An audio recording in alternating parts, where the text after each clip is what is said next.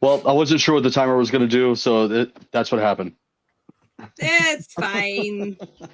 We sort of got our music. You almost did the magic, Johnny.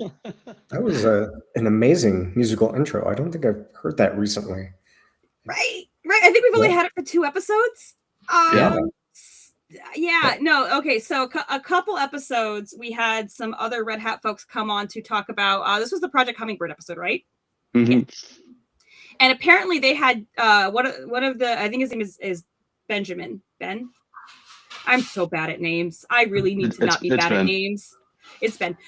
He is a musician, obviously not for his day job because he works with us, but he is a musician. And so for some other show that they were doing on the Red Hat YouTubes, he created that intro with the graphics and everything. And apparently then it was like a single use idea. And I was like, I love it. I don't have a modernized intro. The intro for this show still has like the original people who started the show. Folks who've been longtime viewers know that I inherited it around episode 30. And so I was like, this is mine now. If you don't have any objections, it's mine forever. And they were like, yeah, have it forever. That's awesome. Enjoy. And so that was a lovely gift we got. Best gift to us from any guest ever. Also, only gift to us from any guest ever. So there you go. No pressure, Luke. No pressure. No pressure, Luke. Anyway, so for today's episode, we do have our guest, Luke Phillips. Before we get into that right quick, just brief announcements. As we've already mentioned, Johnny and I are going to be at KubeCon EU at the end of March. That makes our streaming schedule a little bit weird. So we were actually going to stream 3 weeks in a row, but unfortunately last week our guest needed to cancel due to a medical situation. So everything's okay. It was minor, but it was annoying. I understand. So we're going to just, we're going to reschedule that stream. And then we have Luke today. We will have Natan Yellen with Holmes GPT back tomorrow, or not tomorrow, next week as promised. And then we're still figuring out if we're streaming on the 5th or the 12th of March ahead of KubeCon. Mm-hmm. And then we will be out for KubeCon for a few weeks and back in April. So that's the streaming schedule. As always, I keep the public calendar updated, even if I don't post an announcement on social media, because I suck at social media.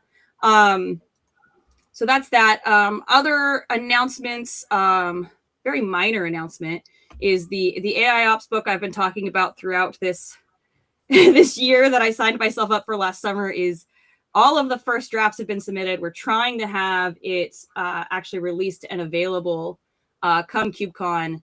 And if you've been following me on LinkedIn, you'll see that I was very, very excited to finally be done with my last chapter, which came in at a staggering 62 pages.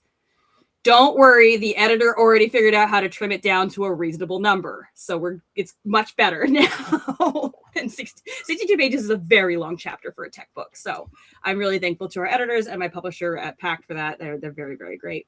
So yeah, today's stream is CDEvents. I'm just steamrolling here. Johnny, you didn't have anything, did you? No, it's fine. It's fine. Okay. But no, I didn't have anything. Today's stream is about CDEvents. CDEvents is a standard is not the word I'm looking for. It's a standard. And here to specification. Thank you. The other S word. CDEvents is a specification. And here to tell us all about CDEvents and a little bit about himself is Luke Phillips. Luke, it's over to you. Hello. Thank you. You need like a cloud clapping music to go with that. And welcome to our guest. It's a great privilege to get to be here on GitOps Guide to the Galaxy. It's such the 101 episode, I was kind of hoping to get 100, but it's great that you've made it this far. This is excellent opportunity. Speaking of, like, you're talking about like gifts to the podcast. You were kind of gifted the podcast itself from Christian Hernandez, the creation of it. That's true. I will be at KubeCon as well. Looking forward to seeing everyone out there. And I'm speaking with Christian. That's why I bring it up. And did you become his new conference speaking buddy? He stopped adding me. I was really offended that he stopped asking me to be his conference speaking buddy, and I would be more mad at him if he still wasn't one of my longest running friends. Well, we'll have to bring that up when we get there. This could be Yeah. controversial. We could start some KubeCon drama here of sorts. But no, this is actually my first time ever getting to present with him, so I'm excited.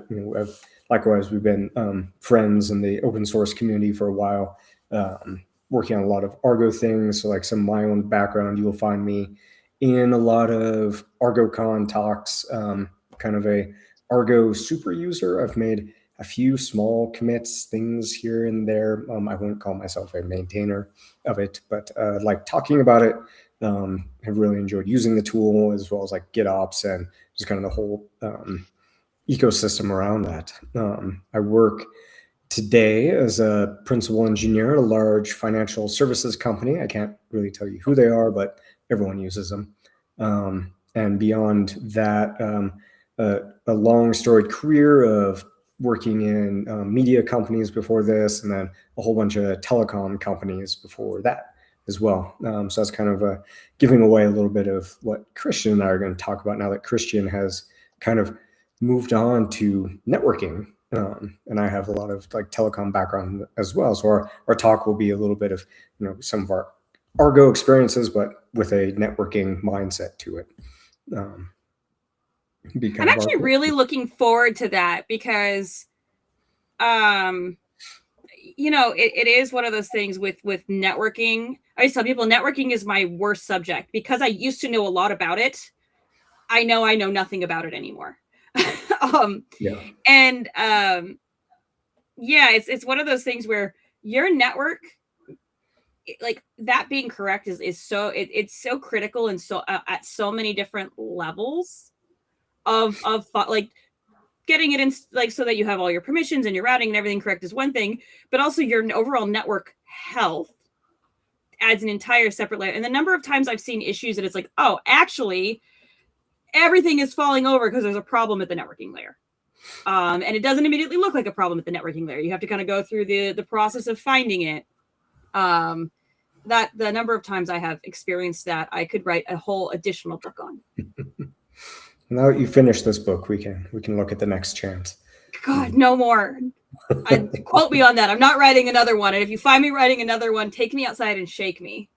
Yep, it's next year. She'll be writing another one. Yep.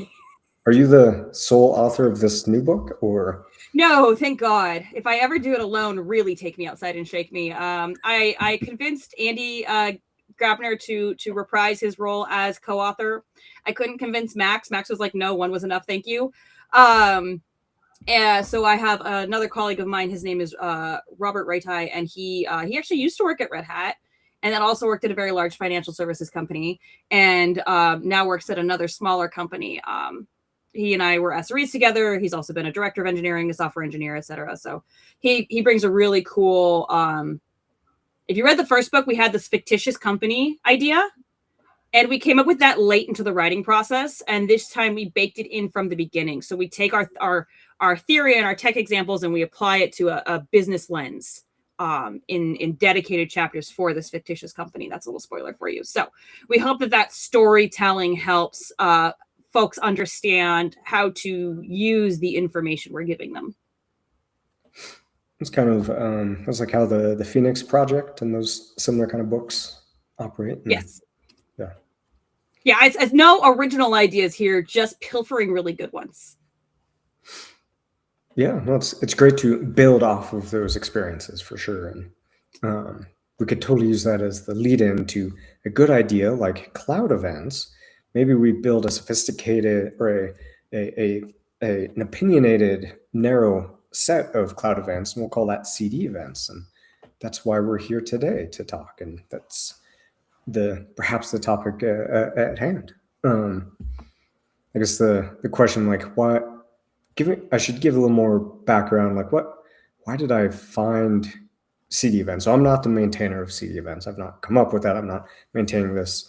Though I've started to get involved in that community, and it's been really interesting. I highly recommend everyone to go check out that community for sure. And they're looking for more involvement. It's great to have a specification, but we need people to implement it. And to bake it into your tools out there. I could talk about myself a little bit as far as like having worked in these various companies before, from like telecom companies, media, finance now, where I've always had this background doing software development in these different business areas, and have always worked on projects or in teams like these innovation or special projects team, where we're owning a little bit of like our whole stack itself. And so we're building a product, but we also need to build the platform to run our product. And so I've gotten, from a software developer, gotten closer and closer to day-to-day operations of software and like how you build platforms. And so certainly the modern trend of platform engineering and platform architecture, I have spent a lot of time thinking about that in its previous iterations. But certainly if you look in that space, platform engineering, particularly where software, how it gets built and developed and tested and inspected, things like that. I like to think people throw out the term like, oh, it's just CI/CD. There's like this preconceived notion, so it's like, oh, I do application delivery. There's so much that goes to that space, and people kind of look at you crazy, like, what's application delivery? It's like, no. They're like, oh, it's CI/CD. And they dismiss like whatever tool they previously used, like they'll think Jenkins or something like that. It's like, oh, you just work on that. It's like, well, if you appreciate our whole domain, application delivery, there's so much that goes into building software, testing, validating, the delivery, the packaging, the shipping, all of the asset tracking, the security processes. There's a lot of machinery there, and how you bring that all together, how you build a seamless platform, kind of like we were talking just moments ago of networking. Like when the network works well, you don't notice it. If your application delivery, your CI/CD, things like that, if it's working well, you might not notice it. But if it's not working, you start having headaches around. It's like, oh, why does the Jenkins or the Artifactory not talk or connect to Argo well and to our Kubernetes cluster and things like that. And so to this discussion, I actually did a talk a couple of months ago at GitOps Con related to this. So certainly if you want to see that talk, we'll bring up some of the slides today as we go along to give you some examples. If you want to bring up the current slide as one example, this is one way to see the whole world. It's like, oh, if you look at the CNCF landscape, or there's also the Continuous Delivery Foundation landscape. Like, these are all the tools that you might be composing your application delivery experience with, your CI/CD experience with. And so what kind of got me to this opportunity, or to this point of thinking about CDEvents, was more thinking about, I had an opportunity to essentially rip and replace a CI system at a company I worked at. And if you ever get that opportunity, and you go out to all of your developers and go find like, what do you want the next CI tool to do? You're just going to get this massive list. It's like, I need it to integrate with everything imaginable. And we have two problems to solve, or one big kind of business problem we want to solve is, say, how do I measure everything from one end to the other, from git commit to deployment? How do I measure all of that? How do I want to tell the Dora story as an example? And for so many organizations, you probably have every one of these tools running that, like we're showing here in the slide, and you've written so much custom glued code, or you've tried to find the one perfect CI tool that has the most amount of integrations with things, or you're writing all this glue code to integrate, or to figure out how to kind of shoehorn one tool to send a message to another tool, and to figure out that integration so you can work your way to kind of this messy, all right, I can tell the whole Dora story. I can get from commit to deployment, but there's a whole lot of custom glue code and things like that. And so in software, we think about software. I think if you look at the history for so many of us that have been working in it for a long time, you've lived this history of, I think there's like a spectrum of integration versus interoperability. And as we swing I think we see trends and things where we're swinging back and forth, maybe like a pendulum between heavy emphasis on integrations versus, oh, let's swing back to, let's worry about interoperability, and go back and forth. Yeah, and it's a very interesting paradigm. Do I want one mega tool that does most of the things, or do I want several individual purpose-built tools that when brought together do all of the things? And right. I don't know that there's a one size fits all answer there. I always like using the right tool for the job, even if that means multiple tools.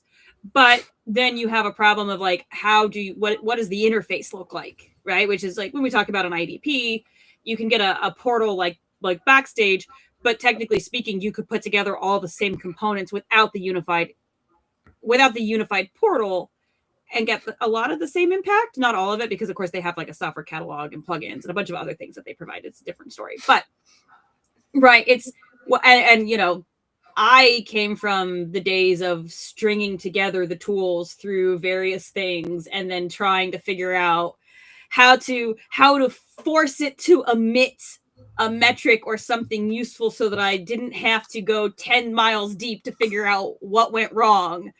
So that was always fun. But yeah, I agree. I think there's a pendulum, and I think we're just like actively like doing this right now. Everybody's trying to figure out what works correctly for them, what works correctly for their organization. What do we want to do? And the open source landscape has provided, there's so much here now compared to what there used to be. And I mean, we used to be doing this with like make files, and I used to jokingly call CI/CD just bash orchestration. I don't think you can simplify it. I don't think you can reduce it down to bash orchestration anymore. It does so much more than that now. It is so beyond that. But a lot of it was bash orchestration, back in the day. Yeah, all my Jenkins pipelines were basically like the shell module, just all of a bunch of scripts. Yeah. That was actually the only thing I know how to use Jenkins for. Yeah, I actually said that earlier today. Like, I know what Jenkins does fundamentally, but I can only use like that shell feature within the Jenkins pipeline. That's the only thing I'm like relatively decent at. Same. Yeah, me too. Yeah.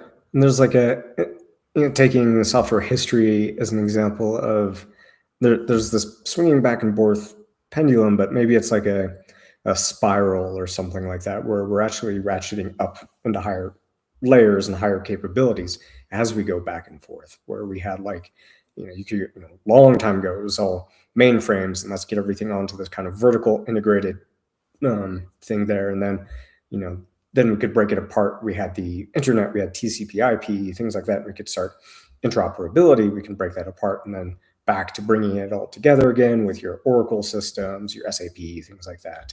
Break it back apart again. Microservices start coming around, and we get the REST interoperability, things like that.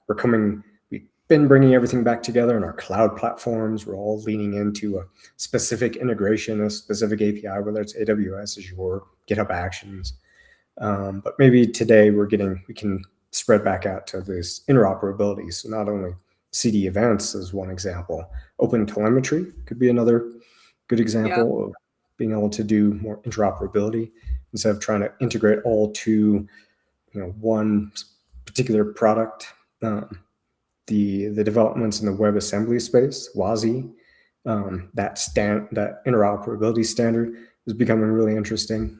That space is super. We should do an episode on that, Johnny. We have not done an episode on that. As a space, every time I look at it, it's a little bit. It's almost a little bit brain breaking. If that makes sense, like I get it, but also it feels like magic still. I think that's the best way I can describe it. Like I get it. What is that for? What are you talking about? The like WASM WASI.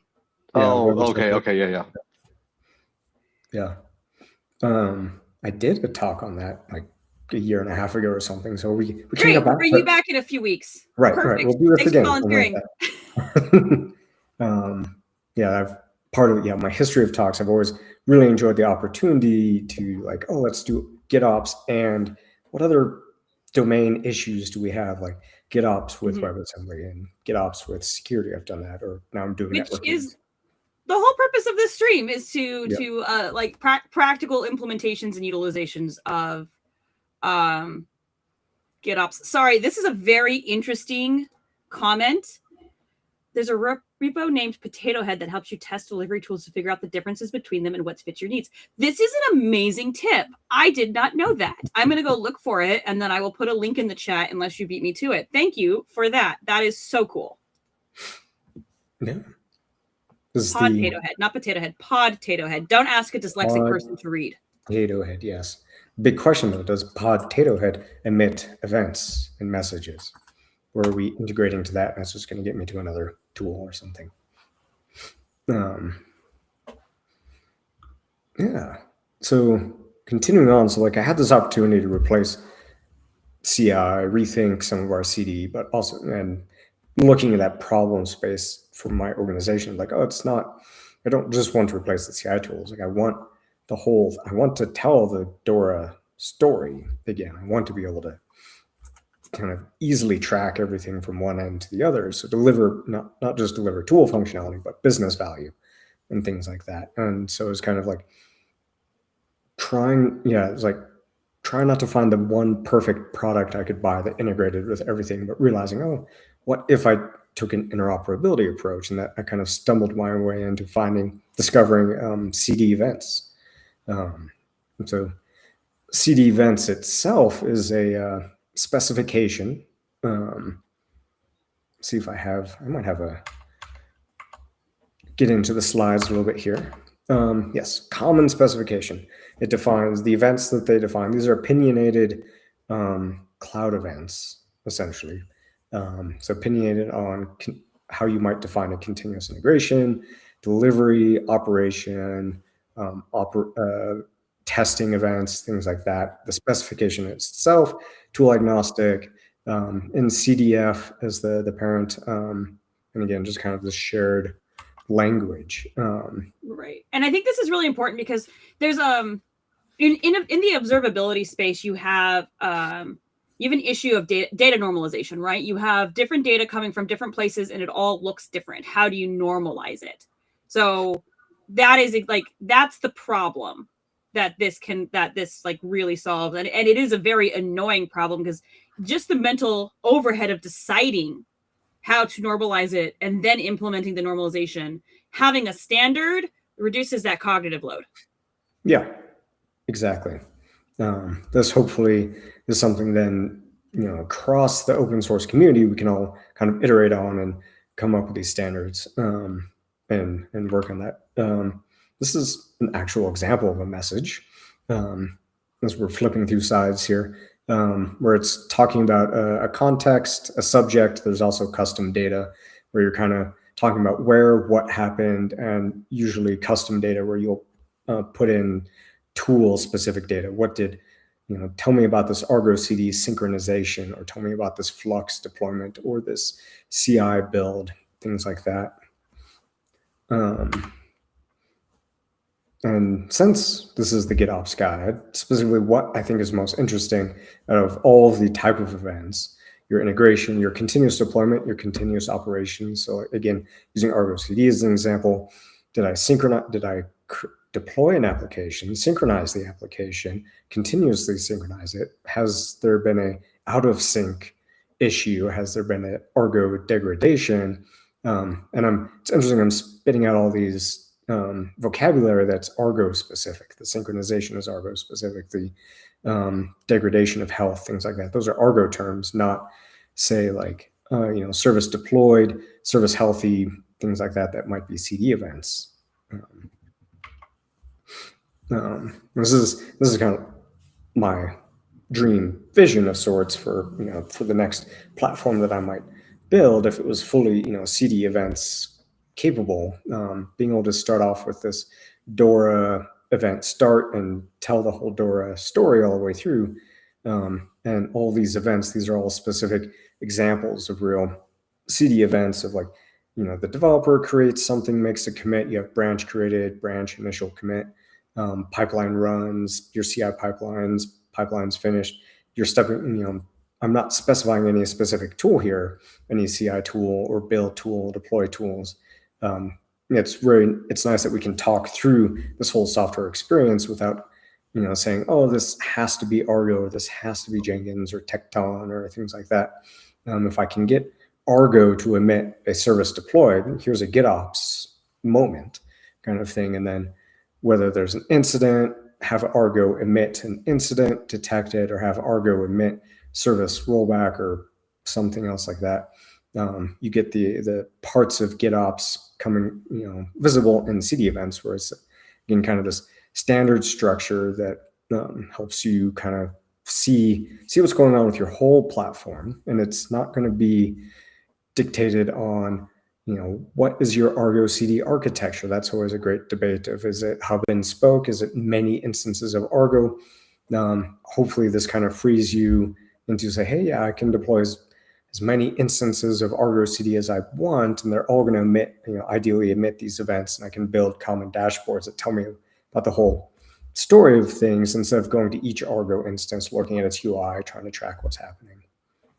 Yeah, that makes sense, especially because you can have something like Grafana that can connect to each data source without, and you can ship things as well, but like you also,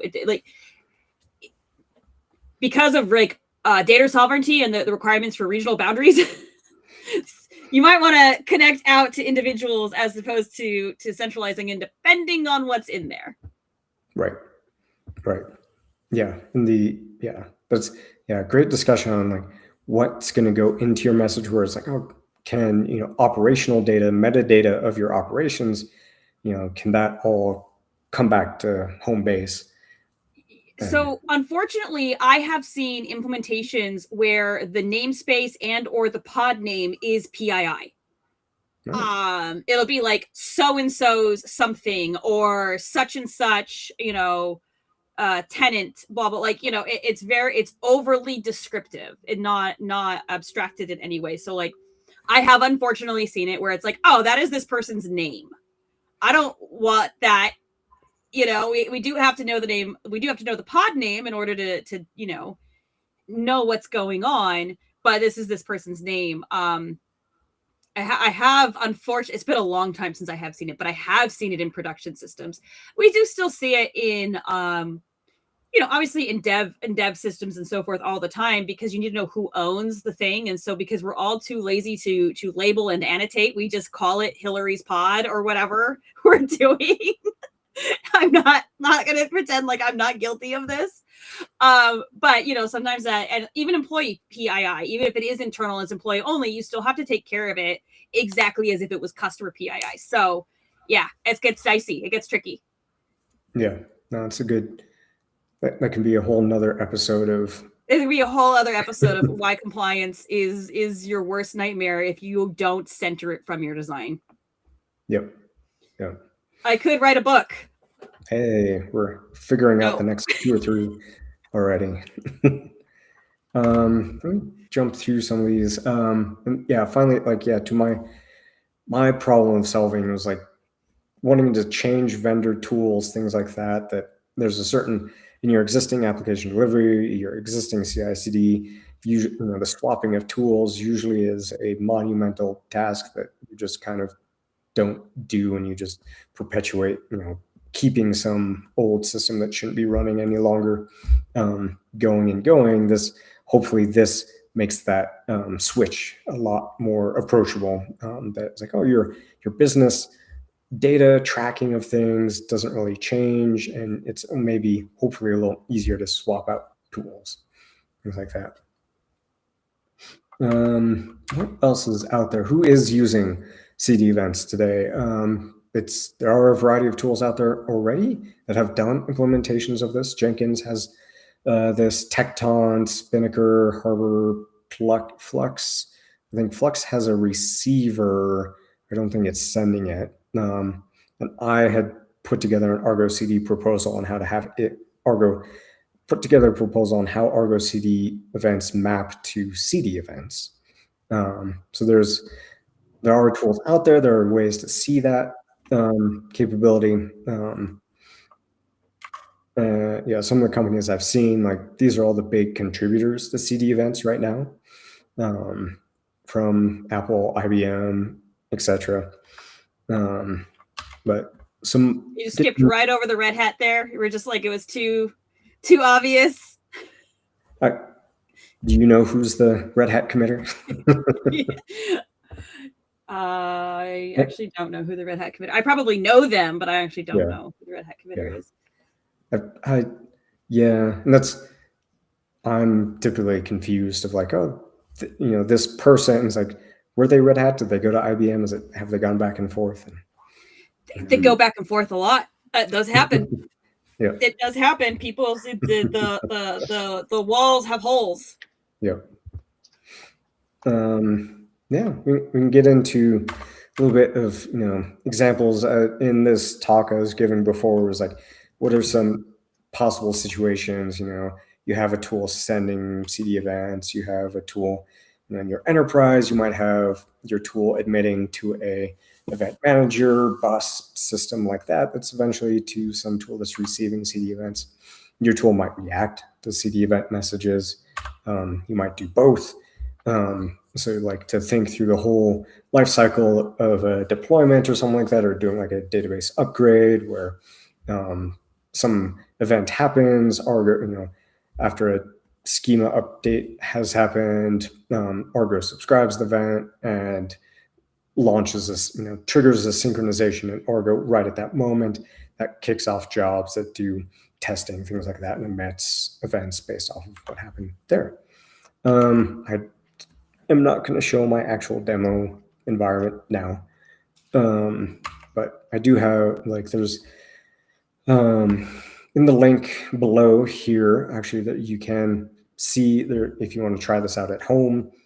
Set up an environment where I've kind of cobbled together Argo's notifications controller to emit CDEvents, and also kind of sketch out like how Flux might also receive those events. So, not only doing something fun for the GitOps community where here's both popular GitOps tools working together in some Frankenstein way, for the sake of a good demo though. But this just kind of walked through the demo. And again, if you check out the code, if you want to see that at home, here's how I've imagined I would structure Argo event data going into CDEvents. You can go through this demo environment, see like the real, really deploying, really sending the message. It's really happening. And here's an example Grafana dashboard that receives the events and kind of visualizes what your enterprise might look like, how you kind of can use this. The dashboards, the example demo I have here is with a tool called CDEviz. It's a great kind of hello world CDEvents tool to try out as well. It helps you kind of visualize what's happening. And, as an example here, a dashboard saying how a artifact progresses through environments, being able to look at, think about this being, your entire enterprise, every synchronization event, every incident. You don't have to know, or you're not looking specifically at a Argo dashboard or a Flux dashboard or Jenkins, things like that. It's like, here's all of your events kind of in this example dashboard pipeline. And yeah, with that in the talk as well, so like how I've envisioned the mapping of Argo events into CDEvents. I have a pull request up. It's a document, not as much code. Would certainly love people out there in the world to take a look at that, see if the mapping I've come up with, if that makes sense. Certainly take a look there. And so that's one that I've done for Flux. They have a PR in their ecosystem. Someone else is kind of developing how Flux might emit CDEvents. Go check that out. Give that pull request some love and attention as well. I ton of data at you guys. I'm just curious, like, what kind of overhead does it, like, from a resource, point of view? Is it pretty lightweight? Is it moderately heavy? Is like, what does it take to run CDEvents?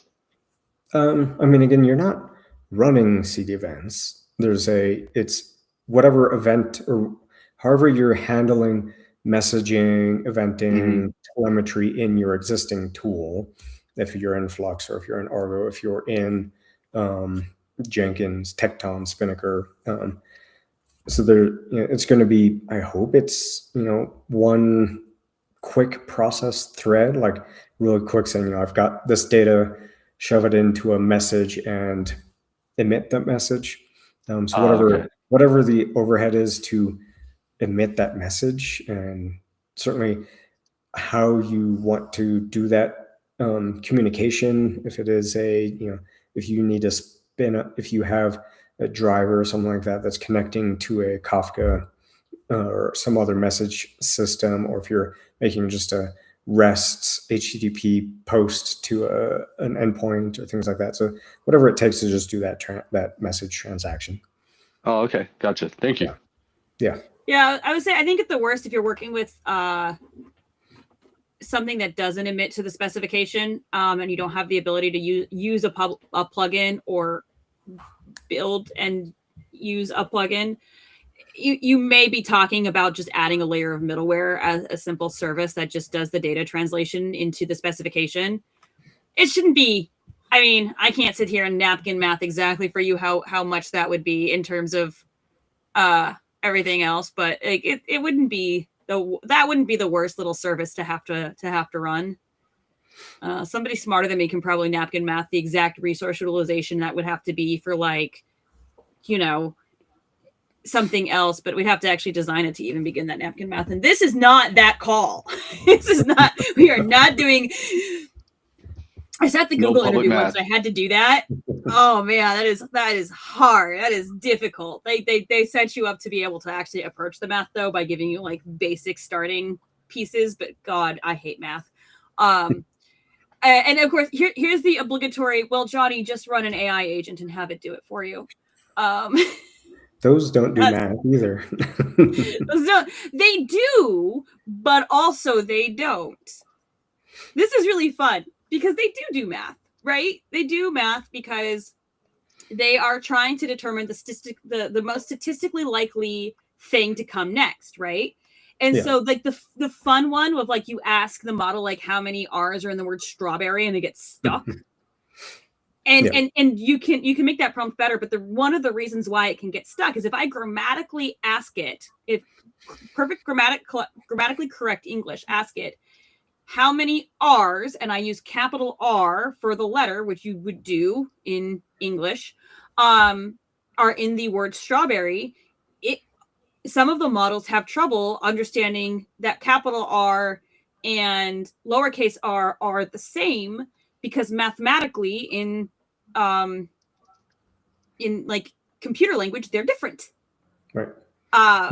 So that gets fun for it, and that allows for very silly things to happen.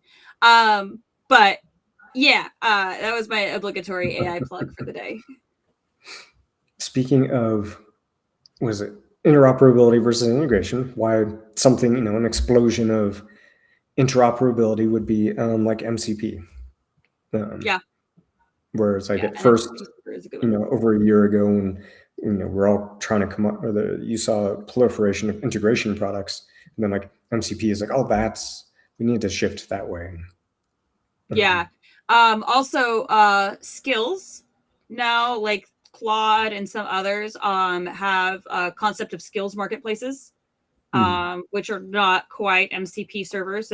But they are an augmentation of the model. That's real fun. But yeah, I mean, you can use AI to normalize your data for you. The degree of success you will have with that is, it'll be interesting to see if anybody has ever done it. I'd be interested to see how the results were. But yeah, I think realistically what you're looking at, if you don't have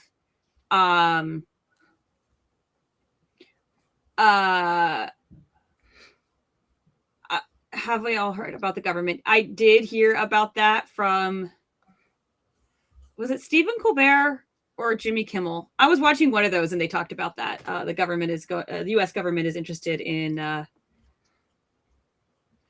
the Claude for military use. That's we're not going to talk about that. We don't have opinions on that in this stream. Yeah. Let me put it that way. I did hear about it. Skynet's It does. coming. Skynet is coming. That's really what it feels like. I made that joke to somebody recently and they didn't get it, and I explained it and they said, wow, you're kind of a nerd, aren't you? I was like, well, first, yes, but also you're older than me, so I would have thought you didn't miss those like movies. It's fine. Everything's fine. Right. But yeah, we don't have opinions on the U.S. government on this show. That's not what we're here about. But yeah, I did hear it. What was I saying? Right. I think you can do this with a very simple. You can use an API gateway to do this normalization on the heavier side, but also just like a just like a little service, that little middleware service. If you're doing like those middlewares or the API gateways, like they can do the work. You want I would hope you'd want to do that in conjunction with, say, like, oh, I'm going to map to CDEvents, rather than continuously reinventing my own mapping or something like that. Yes, exactly. That is exactly. I mean, like, yeah, you could just tell, like, it's that I need to normalize my data. I have my data coming from lots of sources. What does that normalization look like? Having a specification and then having even a subset of your tool set already adhering to that specification really helps, because then you can just tie it all together with the end. And yeah, you may have to do some mapping for the things that don't. It's fine. Like I said, API gateway is kind of the lazy, easy, like hand wave thing to say, but it doesn't even need to be that heavyweight. You could probably do it with a pretty small little microservice that runs on a cron job or something. Depends on how high of a data fidelity you need. You need it at every single event, like driven event, or can you store your events and then once a day normalize them and then use it for your dashboarding or whatever there? Yeah. The CDEviz tool that I was kind of demoing dashboards, it also will do that kind of mapping for you. It can work as a broker for you to do those things. We'll certainly give that tool a look. I guess it's like interesting where, you know, if more and more tools, say, could adopt CDEvents, you're removing the part where they all need to integrate to something to get the message out, kind of thing. Yes, exactly. Yeah. And that also is nicer because, well, not necessarily nicer. It can be very nice, especially in highly regulated environments where one tool may meet your standards and needs, but that common integration that a lot of places rely on does not. So like that, you know, kind of like having to take bits and pieces and put them together for your own environment thing. I think it's great. I love the idea of a specification. And especially because a lot of architecture, we talked about kind of like that swinging back and forth of the pendulum of like how we're doing things. I think that nature of being event driven, I don't think we are moving away from that. If anything, I think we're trying to get higher fidelity rates and higher reduce the gap between thing 1 and thing 3 by like having more events in there. And honestly, a metric emission like an event is computationally it's insignificant. It's not a ton of data, and you don't need to retain them for a very long time either. So you don't necessarily need a lot of storage, right? How often do you go back and look at an event from 6 weeks ago? Probably never, right? You may want to keep some trending or some other thing. You do your data sampling or whatever, but a lot of that stuff can roll off really quickly. So it's not very computationally heavy to transport. It's not very computationally heavy to store. It's a very, very lightweight thing, an event. And then you can use, like you said, various message queues or message buses or something like that. Like Kafka, you mentioned. In IoT, we used MQTT a lot, especially if we didn't care about like ordering. Yeah. And within these, within like CDEvents, you're going to have when, where, and why something happens. So you can kind of aggregate that together however you need to, and looking those things. And for sure, like you get to choose through any of your other tools, like how much you need to persist something and choose that life cycle of kind of tracking why did things happen, why did it happen, when did this deployment happen, something like that. And I think the why is really good because the why builds a trace. Yep. Right. It builds a trace without having like a trace in the traditional sense that you might be thinking of a trace. Right. Yeah. It's not a telemetry tracing. This is a kind of business tracing. Yes. That's exactly what I was trying to get at without properly representing it. But we're there. We're on the same page. We're in sync. We know exactly what we're going what we're on about. Yes. If anybody else knows what we're on about, that's a whole different problem. But sometimes I think we're here for our own enjoyment. That's all right. Yeah. But yeah, for the sake of again being in the GitOps podcast here of I see in the GitOps case like I've had the issue of like choosing which depending on what my user experience is, and be like I might choose a certain Argo architecture or Flux architecture or things like that or other concerns. And so if I can I hopefully this would be a process to kind of free you up in a little bit more of your architectural experiences, choices and things like that. So like you could have all amounts of Argos running and collapse and gather that information together. I think it depends on your scale too, right? Because I could see you may have to have like multiple hub and spoke or a hub and spoke, but some distributed, because it depends on what are you doing? Where are you doing it? What are the regulations around all of those things? So when you look at like really large enterprises that I can't name by name, but you might be able to guess, and they have a massive amount of clusters, they don't necessarily have just one model for this. They may have to have a mixture of these models because of customer requirements, security and compliance regulations, local laws of the data where the data center is, that the clusters are living, et cetera, et cetera, et cetera. Which is, of course, partly a customer requirement as well, because customers expect you to comply with the laws where they run their stuff. I don't know if, in case you didn't know, they do. They do. So you may not be able to commit to just one. That would be nice, but it actually may not be possible. And Johnny has worked with this even more than I have, so he can check me if he thinks I'm crazy towns, but I don't think I am. So not having to try to figure out, all right, we've got all of these things, we have to have air gapped, but some of them don't have to be air gapped, etc.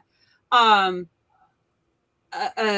unification of the way the data emitted looks helps to really solve for that potential flexibility you might need so that you can do things in a way that makes sense for your fleet, especially if your fleet is a mixture of medium regulated and highly regulated.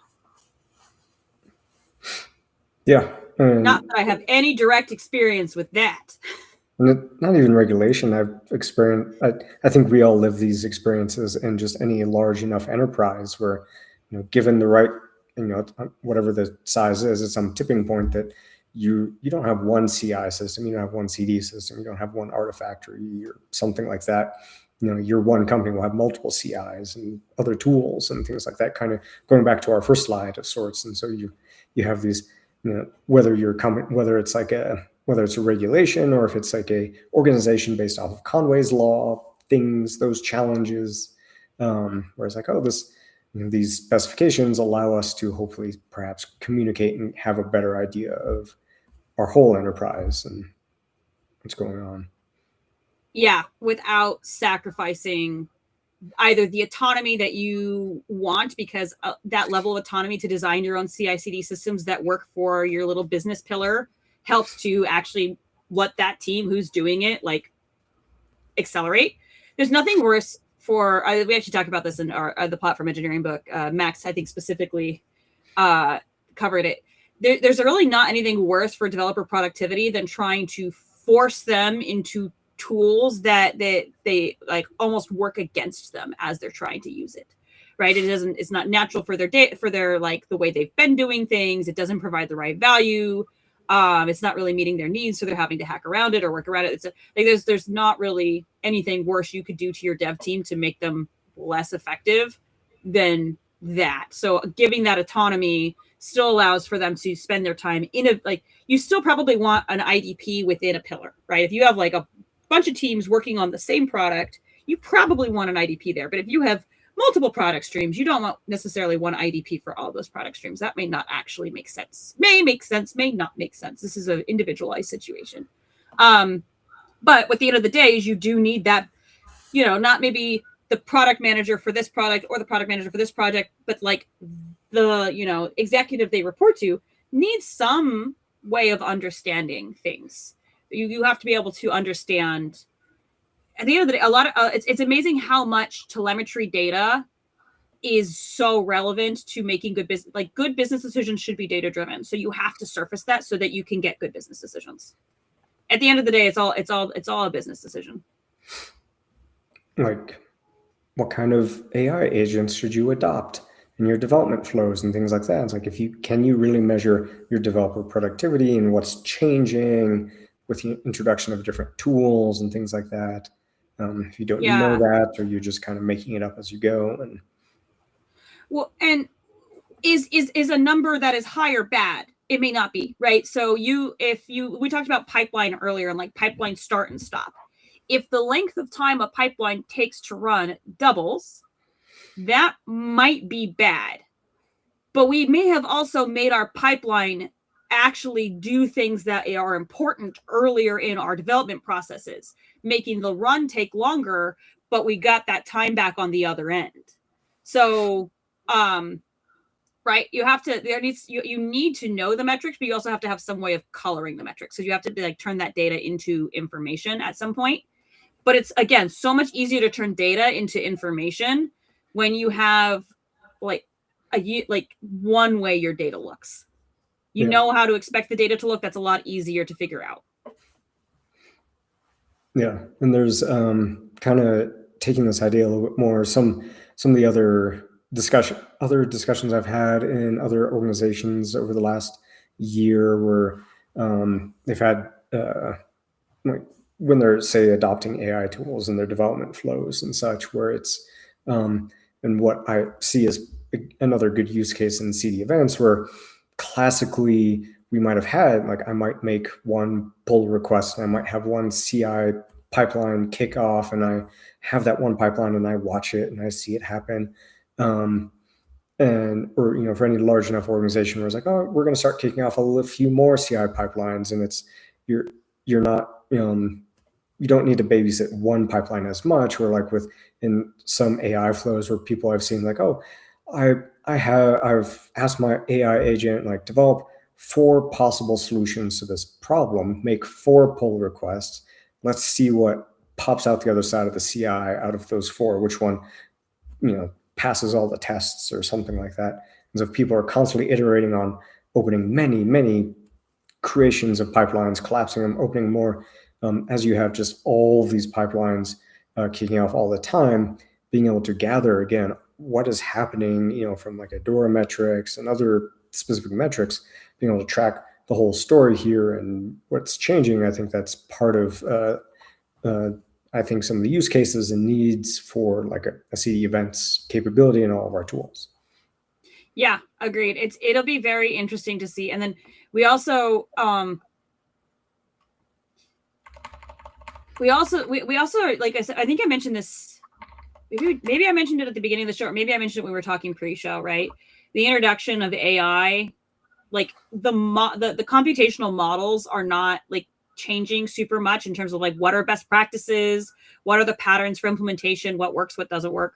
But there are a couple new metrics that are being added, one of which is like accuracy, right? You need to be able to evaluate the accuracy of your AI agent and what it's doing.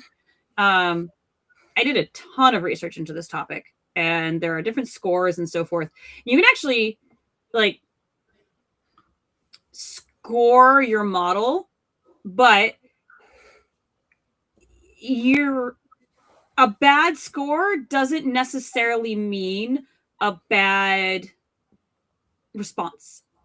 So if I tell my AI agent, hey, optimize all of your responses for, you know, to use the least amount of tokens, right? Depending on what scoring model you use, it then may give you a good answer that achieves what you need perfectly, but get a really low score in terms of accuracy. And the kind of the idea is like if the score is 1, it's a good score, and then like most of the scores are going to be like around 0.5 to 0.8 depending on the models.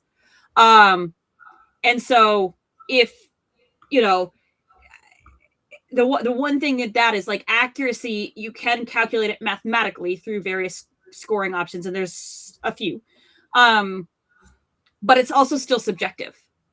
And so that'll be kind of the interesting types of things where when we can start not that is where I see a potential interesting opportunity for something like CDEvents, where you can track different tuning of like, if I prompt it this way to do this, and I prompt it this, you know, change your prompt parameters, and then spin out a few agents all using the same model to come back with answers, and then get back their answers and their accuracy ratings, and then decide what is the correct model. That kind of like sprawl, and then back to like, okay, now I have normalized data that I can see and I can track like how it is. That would be a really cool implementation of CDEvents.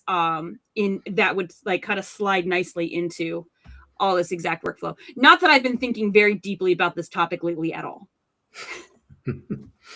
Yes, there's a lot of opportunities for this kind of interoperability, I think, discussion, and continuing to refine what we're measuring, what we're building, things like that.